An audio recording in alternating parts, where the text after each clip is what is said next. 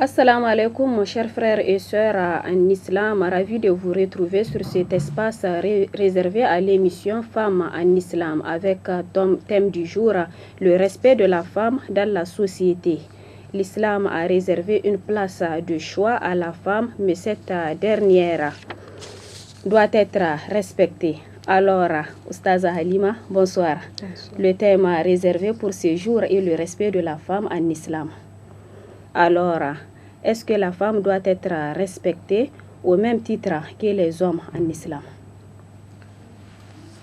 Alhamdulillah alladhi wa kafa salatu wassalamu ala man la nabiyya ba'da amma ba'du. Assalamu alaikum wa rahmatullahi wa barakatuh. Bonsoir Zainab. Bonsoir. Alhamdulillah.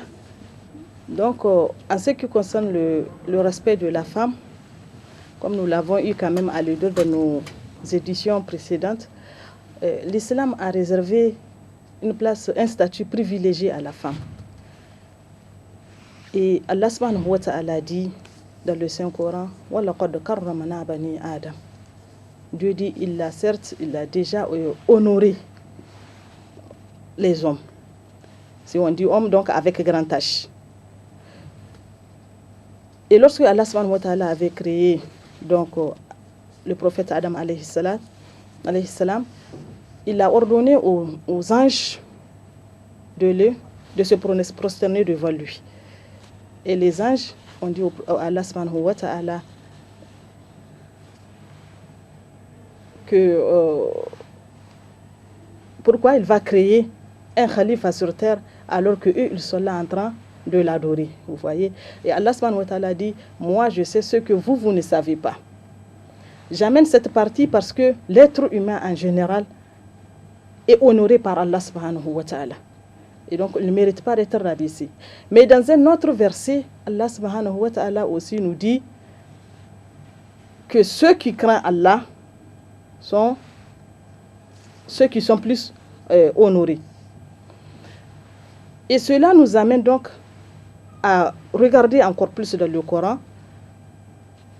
Et nous allons voir ce que Allah subhanahu wa ta'ala amène du côté donc des femmes pour montrer que la femme doit être respectée au même titre que l'homme. Dans certains versets, Allah subhanahu wa ta'ala, quand nous prenons dans Surat al-Ahzab où il dit Inna al-muslimina wal-muslimat wal-mu'minina wal-mu'minat wal-qanitina wal-qanitat wal-sadiqina wal-sadiqat wal-sabirina والصابرات والخاشئين والخاشئات والمتصدقين والمتصدقات والصائمين والصائمات والحافظين فروجهم والحافظات والذاكرين الله كثيرا والذاكرات. Et à la fin du verset, le second verset, Allah subhanahu wa ta'ala dit أعد الله لهم مغفرة وأجرا عظيما. Vous voyez, Allah subhanahu wa ta'ala pouvez ne pas évoquer le féminin dans tout ça. Et la femme va se retrouver parce qu'il parle de musulmines, mu'minines, qanitines, donc la femme et l'homme en font partie. Mais il fait une particularité encore ici, il amène ce côté féminin. Il dit certes les musulmans, les musulmanes, les croyants, les croyantes. Vous voyez jusqu'à la fin du verset, quand il apporte le masculin, il apporte aussi les femmes qui font ces différents actes d'adoration. Et Dieu dit qu'il les a réservé un pardon et une récompense énorme. Donc, en matière de rites, en matière de ibadat, il n'y a pas de distinction entre la femme et l'homme. Mieux encore, au temps du prophète sallallahu alayhi wa sallam, et jusqu'à présent, quand vous partez à Médine ou à la Mecque, vous voyez, il n'y a pas, on dit cette mosquée c'est pour les hommes, cette mosquée c'est pour les femmes, non. Les lieux de culte, c'est le même, mais c'est à l'intérieur des mosquées, on prélève, on aménage une place pour les femmes. Donc, tout cela nous montre que la femme, elle est considérée au même pied d'égalité que l'homme. Vous voyez, il n'y a pas donc de bassesse dans le fait d'être une femme. Mieux encore, c'est une place de choix, c'est une place privilégiée, c'est une place de noblesse qu'Allah subhanahu wa ta'ala a accordée à la femme. Donc, d'où vraiment le respect de la femme, il est important en islam. Et le prophète sallallahu alayhi wa sallam disait, on va toujours continuer avec le Coran, Allah disait aussi dans un autre verset, dans Surat al-Ahqaf, il disait وَوَصَّيْنَا الْإِنسَانَ لِوَالِدَيْهِ إِحْسَانًا حَمَلَتْهُ أُمُّهُ كُرْهًا وَوَضَعَتْهُ كُرْهًا. Il dit qu'il a instauré, qu'il a ordonné à l'homme d'être bienfaisant envers ses parents. Et là, il amène encore, il spécifie, Allah subhanahu wa ta'ala spécifie la femme, la mère, en disant qu'elle a porté l'enfant péniblement et qu'elle l'a enfanté péniblement. Dieu amène aussi ce côté féminin pour montrer jusqu'à quelle place la femme doit être respectée. Et c'est pourquoi le prophète sallallahu alayhi wa sallam nous apporte dans un hadith en disant, lorsque quelqu'un était venu voir le prophète, il lui posait la question, il lui disait entre mon père et ma mère, envers qui je dois être bienfaisant. Le prophète sallallahu alayhi wa sallam lui a dit Ummuk. Il dit Thumma man. Il dit Thumma Ummuk. Thumma man, Thumma Ummuk. Jusqu'à 3 fois. Et c'est après qu'il dit Thumma Abouk. Donc, il dit tu dois être bienfaisant envers ta mère. Il dit puis après, envers qui? Il dit encore envers ta mère. Jusqu'à 3 fois. Cela montre que, en comparant ou en joignant ce hadith au verset coranique, donc vu toutes les peines que la mère a dû subir, que Allah subhanahu wa ta'ala lui-même a su rapporter aux humains que c'est péniblement qu'une mère porte la grossesse et péniblement elle arrive à accoucher. Et en joignant ce verset coranique à ce hadith, nous comprenons très bien pourquoi le prophète sallallahu alayhi wa sallam dit d'être bienfaisant envers la mère 3 fois, puis envers le père. Vous voyez donc, l'islam respecte beaucoup la femme. L'islam apporte vraiment accorde une place privilégiée à la femme. Voilà. Alors, comment un mari doit traiter sa femme avec respect?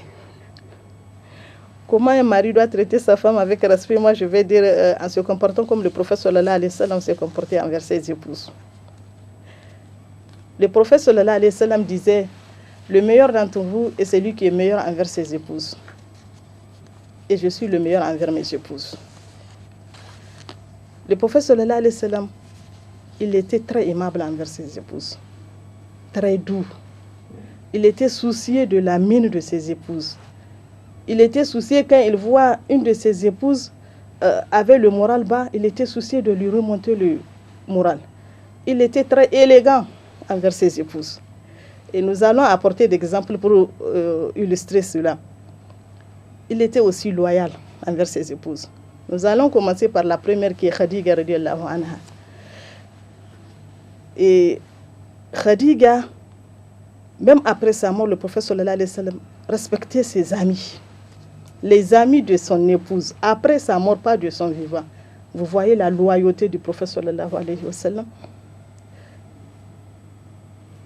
Et quand nous prenons comme exemple, souvent quand on égorge une bête chez le prophète sallallahu alayhi wa sallam, il dit de prélever de la viande là pour amener sadaqa aux amis de Khadija radiyallahu anha, alors qu'elle est décédée depuis. Et un jour aussi, il était assis et il y avait une femme qui venait et le prophète sallallahu alayhi wa sallam avait enlevé sa tunique, il l'avait placée pour que cette femme-là qui venait puisse s'asseoir là-dessus. Et les autres étaient étonnés, ils lui posaient la question, qui est cette femme-là? Il dit, c'est l'amie de Khadija radiyallahu anha, après la mort de Khadija. Vous voyez la loyauté. Quand nous prenons aussi du côté, comment on appelle ça, distraction aussi, il aimait faire distraire ses épouses. Et le prophète sallallahu alayhi wa sallam, Aïcha a rapporté qu'un jour, alors qu'elle était très jeune, elle n'avait pas pris de poids, le prophète sallallahu alayhi wa sallam l'a invitée à faire une course.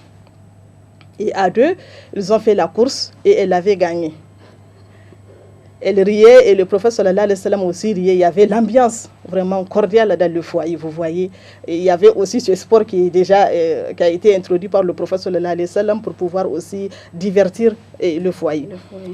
Et elle dit encore, lorsqu'elle avait pu un peu plus de poids, des années passées, elle a pris un peu plus de poids. Et un jour encore, le prophète sallallahu alayhi wa sallam lui disait, faisons une course. Et en ce moment, le prophète sallallahu alayhi wa sallam, c'est lui qui avait gagné la course.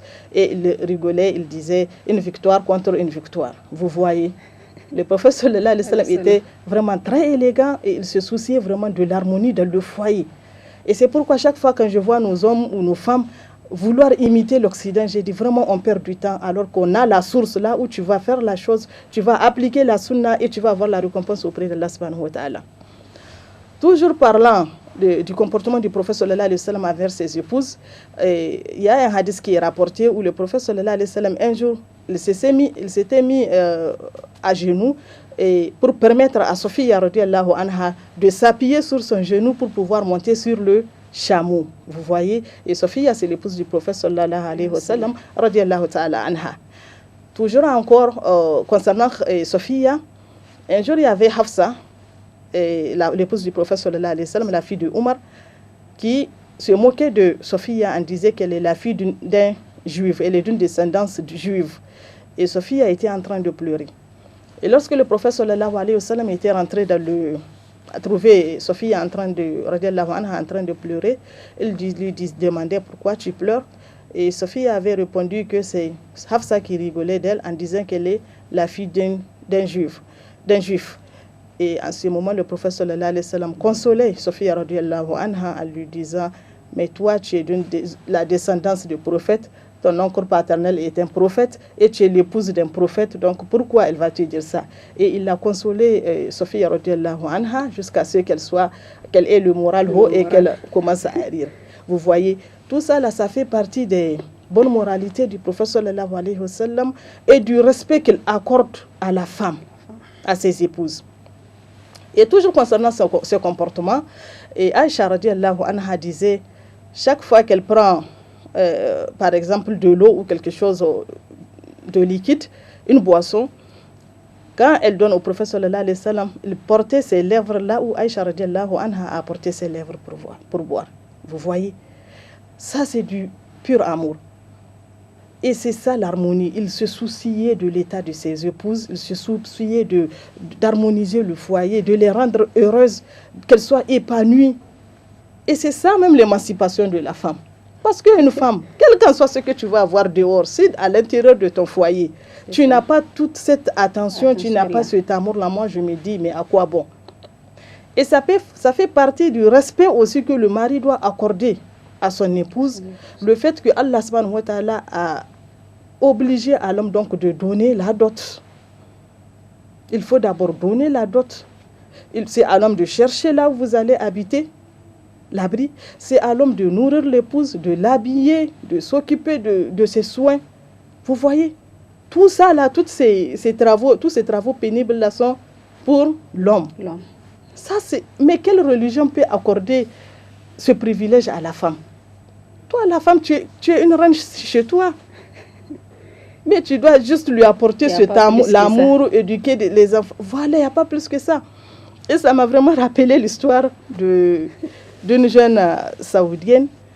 Un jour, on l'interrogeait concernant le fait que les femmes en ce moment-là, saoudiennes, ne conduisaient pas. Et la femme avait bien répondu à ce journaliste occidental en disant: mais si tu nous dis de conduire là, tu nous dis de fournir beaucoup d'efforts. Elle dit: non, mais ça, c'est pas pour nous. Qu'est-ce qu'il y a de mieux, elle dit, que d'être conduit? Vous voyez? Parce que eux là-bas, ils connaissent la valeur de la femme, vraiment, c'est une reine. Oui, la femme, elle est protégée. Non, on ne peut pas comprendre vraiment tout le respect que l'islam a accordé à la femme si on ne comprend pas l'islam. Parce que c'est ça, malheureusement, notre problème. On n'essaie pas de connaître la science, qu'est-ce qui est dit, comment le prophète sallallahu alayhi wa sallam s'est comporté envers ses épouses, comment les sahabas se sont comportés envers leurs épouses.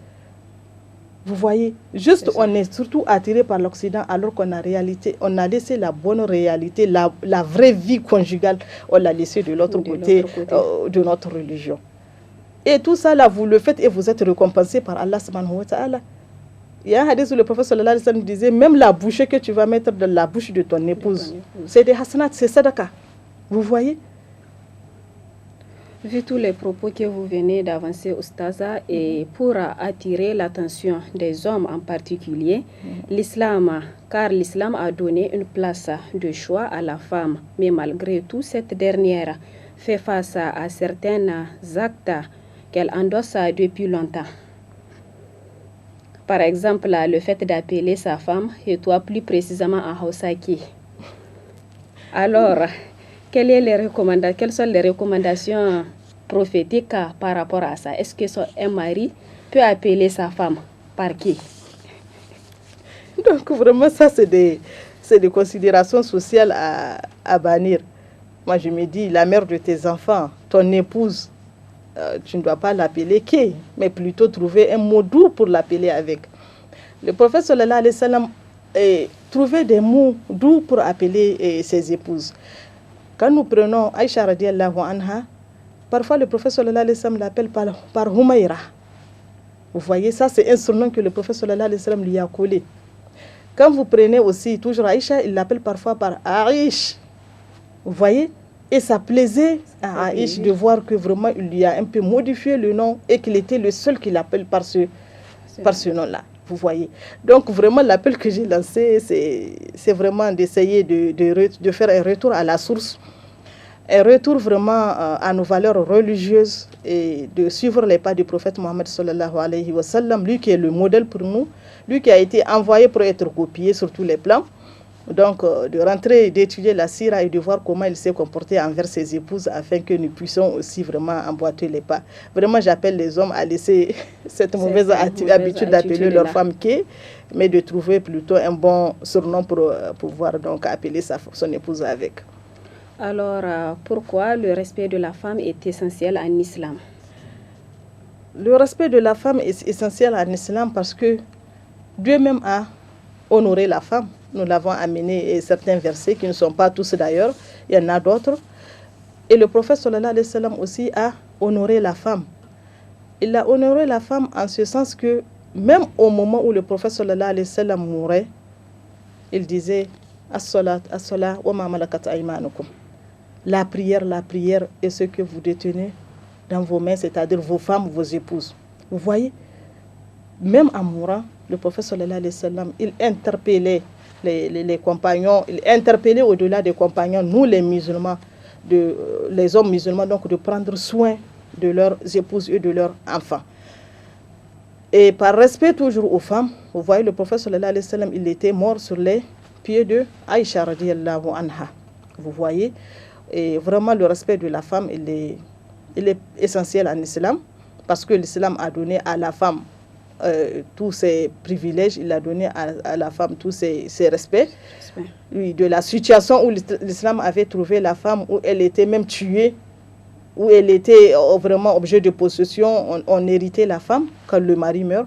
Vous voyez, l'islam a non seulement dit ne tuez plus vos filles, ne tuez plus les épouses lorsque leur mari meurt, ne distribuez plus les épouses du défunt en tant que héritage, mais plutôt maintenant prélevez-les même une part de cet héritage-là pour leur donner. Donc vraiment tout le respect a été accordé à la femme. Et encore mieux, même dans la vie conjugale, vous voyez, on dit à l'homme d'aller chercher, à l'homme de... Et il y a même une partie du Coran où Allah subhanahu wa ta'ala dit aux hommes de parler des paroles convenables aux femmes. Vous voyez, c'est toujours essentiel parce que même lorsque le divorce intervient, l'islam, Allah subhanahu wa ta'ala ordonne aux hommes d'être bienfaisants envers les épouses.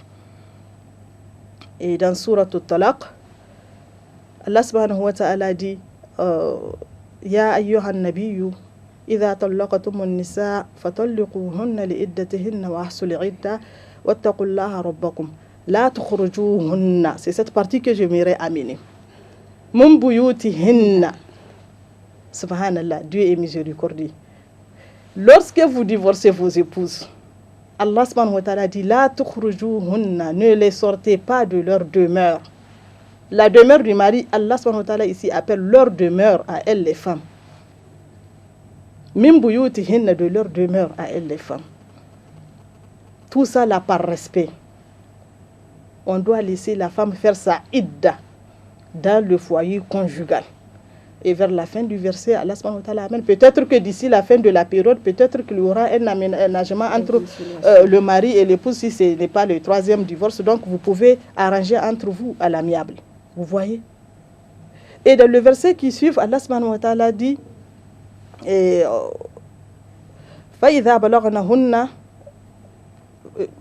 بَلَغْنَ أَجَلَهُنَّ فَأَمْسِكُوهُنَّ بِمَعْرُوفٍ أَوْ فَارِقُوهُنَّ بِمَعْرُوفٍ. Et lorsqu'elles vont finir leur période de idda, gardez-les avec bonté. Donc, s'il y a eu un consensus entre vous, gardez-les avec bonté. C'est-à-dire que ne les dites plus des mauvaises paroles parce qu'il y a eu le divorce qui a intervenu une fois et que voilà, maintenant vous avez arrangé. Non, gardez-les avec bonté. Ou séparez-vous d'elles avec bonté. Regardez comment l'islam a respecté la femme. Même en cas de divorce, on doit être bienfaisant envers cette femme-là. Vous voyez, si vous avez vraiment même les moyens, vous devrez l'accompagner avec certains moyens. Tout ça là pour que vraiment elle puisse vivre cette période-là dans l'allégresse. Le non-respect de la femme a-t-il un impact sur la société? Le non-respect de la femme a véritablement un impact sur la société. Parce que retournons en arrière, voir la situation de la femme dans laquelle la femme vivait. Vous voyez, ça a un impact parce que la femme, c'est la mère de l'humanité. Ça a un impact parce que la femme, c'est elle qui éduque les enfants, en majeure partie. Vous voyez. Et donc, lorsque cette femme-là n'est pas respectée, souvent, il y a un malaise social qui est créé. Il suffit de prendre comme exemple les enfants qui sont nés dans des familles où il y a beaucoup de problèmes conjugaux, où les parents ne font pas l'effort de cacher ce problème, de le régler entre eux, mais ils vont extérioriser ça jusqu'au niveau des enfants. Et vous allez voir que les enfants ont tendance à ne plus respecter le père. Et si c'est des garçons aussi, ils vont prendre ce mauvais exemple du père, ils vont copier. Quand ils vont être grands et qu'ils vont se marier aussi, ils n'auront aucun respect pour les femmes. Vous voyez. Donc le respect de la femme, c'est vraiment essentiel en islam, parce que quelque chose que Dieu même à honorer, il ne faut pas vraiment vouloir le rabaisser, c'est pas bon. Vous voyez, là, honorer la femme, il faut lui donner sa place. Mais dans le foyer, certes, c'est l'homme qui détient la parole, c'est l'homme qui a l'autorité, parce qu'on ne peut pas avoir deux hommes, deux commandants à bord, comme on le dit. C'est lui qui a l'autorité, et aux femmes aussi d'être vraiment des femmes soumises, parce que c'est lui qui va te nourrir, qui va t'habiller, qui va te faire toutes les dépenses nécessaires. Donc aussi d'être soumise aux critères donc, du monsieur, tant que ça ne c'est pas en défense avec l'islam. Et ça m'a rappelé l'histoire d'une femme qui voulait sortir parce que le mari lui a dit non, il ne faut pas sortir aujourd'hui, il faut rester. Ce n'est pas une femme fonctionnaire, c'est une femme ménagère, mais elle était dans des affaires d'un projet. Bon, je ne dirais pas le nom du projet, c'est les ouvrières là qu'on prend pour faire des petits trucs. Et lorsque le mari lui a interdit, elle dit, est-ce que c'est toi? Elle a dit le nom du projet. C'est-à-dire que si c'est le projet qui lui dit de rester, elle va rester. Mais comme ce n'est pas le projet, elle ne va pas rester, elle va sortir. Donc ça, ce n'est pas bon en islam. Il faut vraiment respecter l'autorité du mari. Et au mari aussi de prendre très bien soin de leurs épouses et de respecter tout ce que l'islam a préconisé comme charge, assigné comme charge aux hommes vraiment de s'acquitter de ses devoirs. Et aux femmes aussi de ne pas aller au-delà des moyens de l'homme, quoi. Il y a tout ça là, des petits,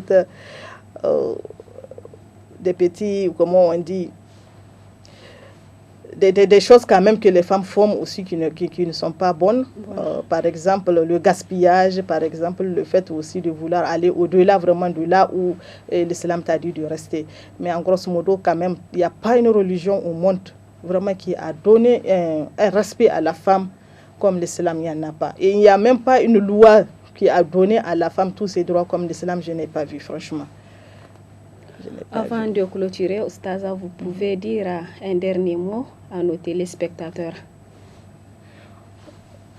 Mon dernier mot, c'est surtout la recherche du savoir. C'est surtout la recherche du savoir. Parce qu'aujourd'hui, en tant que musulmans, n'oublions pas que le premier verset qui est descendu, c'est Iqra. On dit au prophète sallallahu alayhi wa sallam, lis. Et qui dit de lire, dit un savoir pour pouvoir lire. N'est-ce pas? Et pour montrer que la recherche du savoir, elle est très importante en islam, c'est pourquoi c'est le premier verset qui est descendu. Vous voyez? Et ça doit nous interpeller. Et il y a un hadith du prophète sallallahu alayhi wa sallam où il dit Talbul ilm faridatun ala kulli muslim. La recherche du savoir est une obligation, surtout musulman. Donc, on doit chercher le savoir. Souvent, il y a beaucoup de choses que l'islam nous a amenées. Beaucoup de choses qui vont contribuer à rendre notre vie harmonieuse, à nous rendre heureuses, nous les femmes, à rendre nos foyers harmonieux. que par ignorance nous oublions, nous n'appliquons pas, que ce soit les hommes ou les femmes, et finalement, c'est la débandade dans les foyers, malheureusement. Et ça, si vraiment nous cherchons ces savoirs et que nous les appliquons, on va beaucoup améliorer nos vies conjugales et on va aussi au-delà des foyers améliorer donc nos sociétés, franchement. C'est surtout l'appel que j'ai à lancer. Chers frères et sœurs, le thème du jour est le respect de la femme dans la société, car le respect de la femme ainsi que des droits de la femme est essentiel pour créer un monde plus juste, plus sûr et plus sain. C'est sur ce propos que moi et Oustaza Halima nous vous disons à la semaine prochaine, si Dieu nous prête longue vie. Au revoir.